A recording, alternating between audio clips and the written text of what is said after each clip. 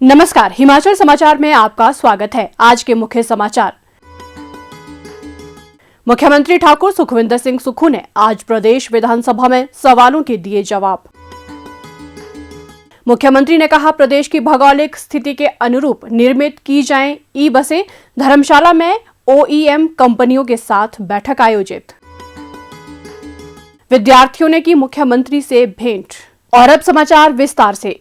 मुख्यमंत्री ठाकुर सुखविंदर सिंह सुक्खू ने विधानसभा में पेंशन भोगियों संबंधी एक सवाल का जवाब देते हुए कहा, माननीय अध्यक्ष महोदय, हमारी सरकार जितने भी सरकारी कर्मचारी है, अधिकारी है, उनकी ओल्ड पेंशन स्कीम के प्रति हमेशा से गंभीर रही है और इसीलिए हमने पहली कैबिनेट में जो हमने पहली गारंटी दी थी, जितने भी हमारे सरकारी कर्मचारी थे, जितने भी सरकारी अधिकारी थे, आर्थिक बदहाली के बाद भी, आर्थिक तंगी के बाद भी हमने अपने सरकारी कर्मचारियों को ओल्ड पेंशन स्कीम दी और निश्चित तौर पर जिस बेचारे को 2750 रुपये मिलते थे उसको 27,000 रुपये मिल रहा है और तकरीबन 500 लोगों को हमारी ओल्ड पेंशन स्कीम का लाभ मिल रहा है। दूसरा, जो राजेंद्र राणा जी ने कहा, बिल्कुल सही पूछा है, 6th पे कमीशन का जो एरियर और पेंशन में एरियर है, हमने कई बार अपने वाइट पेपर में माननीय उप मुख्यमंत्री जी ने भी रखा कि उसकी 10,000 करोड़ की लाइबिलिटीज़ है। ये नगर पंचायत और नगर परिषद और म्यूनसिपल कॉरपोरेशन से संबंधित नहीं है।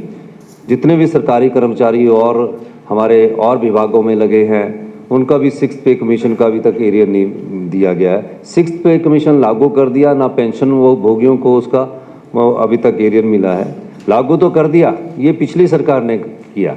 अब हम व्यवस्था में सुधार कर रहे हैं। धीरे धीरे इस व्यवस्था को सुधरने में समय लगेगा और 1-2 साल में धरातल पर जब व्यवस्था आएगी, इस एरियर का हम प्रावधान कर देंगे। मुख्यमंत्री ने प्रदेश के सीमांत क्षेत्रों में कार्यरत एसपीओ जवानों के मानदेय संबंधी एक सवाल का जवाब देते हुए कहा, माननीय अध्यक्ष महोदय, हम तो सभी सर्कमस्टांसिस में हिमाचल प्रदेश के जहाँ भी सरकारी कर्मचारी है, हमारी सरकार ने चुनाव को नहीं देखा और पहले ही साल जिसमें एसपीओ भी आते हैं, हमने 500 रुपया का मानदेय उसमें बढ़ा दिया है। जैसे ही जो पिछली सरकार की दी हुई आर्थिक बदहाली है, उससे जैसे ही हम उभरेंगे ना और आत्मनिर्भर हिमाचल की तरफ बढ़ेंगे, तो निश्चित तौर पर इन जो एसपीओ है, जो बेचारे हमारे काम कर रहे हैं, उस ओर ध्यान दिया जाएगा। मुख्यमंत्री ने विधानसभा सदन में प्रश्नकाल के दौरान लंबित विकासात्मक कार्यों से संबंधित एक प्रश्न का जवाब देते हुए कहा, माननीय अध्यक्ष महोदय, ये सही है कि कई बार एमएलए फंड हम जारी करते हैं, एमपी फंड जारी करते हैं और इन्हीं की कंस्टिट्यूंसी नहीं, कई कंस्टिट्यूंसियों का है। हमारी कंस्टिट्यूंसी में भी कई बार समस्या आती है कि डीपीएफ है। कई जगह पंचायत का कोई आदमी आकर कोर्ट से स्टे ले लेता है। मेरा ये मानना है कि हमने डायरेक्शन दे रखी है और जैसे कि माननीय सदस्य ने कहा कि टाइम बाउंड इसलिए नहीं किया जा सकता कि जिस जगह हम पैसा देते हैं, अगर उसमें डीपीएफ है तो इसको कम से कम 6 महीने और 1 साल लग जाता है और अगर कोई कोर्ट में केस चला जाए तो उसका स्टे हो गया तो 1-1.5 साल वैसे निकल जाता है। लेकिन एमएलए फंड को अगर विधायक चाहे कि जिस जगह स्टे हो गया है या डीपीएफ में आ गया है तो उसको चेंज कर सकता है दूसरे रोड में, जहाँ कोई झगड़ा ना हो। ये प्रावधान हमने रखा है। लेकिन होता क्या है कि वीडियो से इन्फॉर्मेशन आती है, पंचायत से इन्फॉर्मेशन आती है और काफ़ी दिनों बाद पता लगता है, जो हमें प्रैक्टिकल आता है। जो इन्होंने सुझाव दिया कि टाइम बाउंड करना है, तो वीडियो से और डिपार्टमेंट से चर्चा करके कि कैसे इसको टाइम बाउंड किया जा सकता है।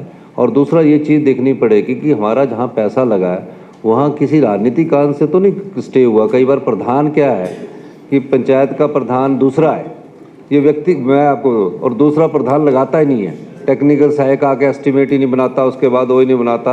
ये भी कई कारण है, लेकिन हमारी सरकार गंभीरता से इस पर विचार करेगी और जहाँ नियमों के अनुसार होगा उसको हम देखेंगे। मुख्यमंत्री ठाकुर सुखविंदर सिंह सुक्खू ने शुक्रवार को धर्मशाला में मूल उपकरण निर्माता ओईएम कंपनियों के प्रतिनिधियों के साथ आयोजित बैठक की अध्यक्षता करते हुए कहा कि राज्य सरकार प्रदेश के लोगों को बेहतर और आरामदायक परिवहन सेवाएं प्रदान करने के लिए प्रतिबद्ध है।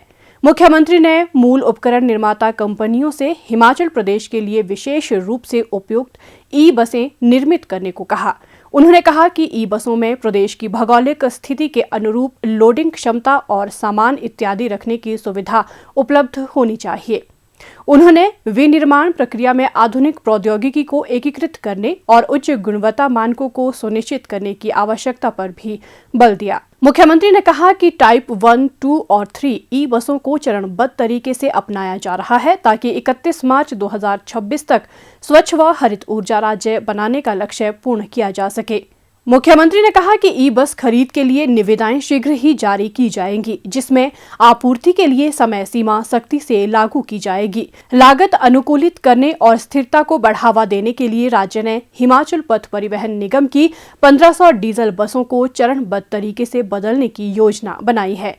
मुख्यमंत्री ने कहा कि पर्यावरण संरक्षण के दृष्टिगत राज्य में ई वाहनों के लिए आवश्यक बुनियादी ढांचा तैयार किया जा रहा है। कांगड़ा जिला के विजय मेमोरियल वरिष्ठ माध्यमिक पाठशाला इंदौरा के विद्यार्थियों ने विधायक श्री मलेंद्र राजन की उपस्थिति में शुक्रवार को धर्मशाला में मुख्यमंत्री ठाकुर सुखविंदर सिंह सुक्खू से भेंट की।